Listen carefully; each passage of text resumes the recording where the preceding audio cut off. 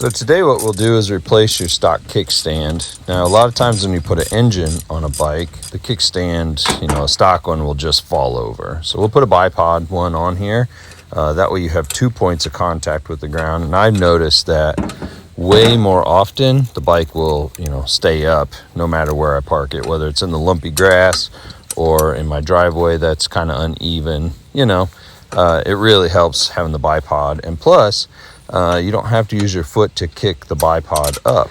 Honestly, you just roll forward and it flips up. It has a spring in it, so it just flips up and out of your way. So I like it because I can just hop on the bike and go, and it'll kick right up. So you can see just removing the old one, it's one bolt. Putting the new one in, it's just the same one bolt.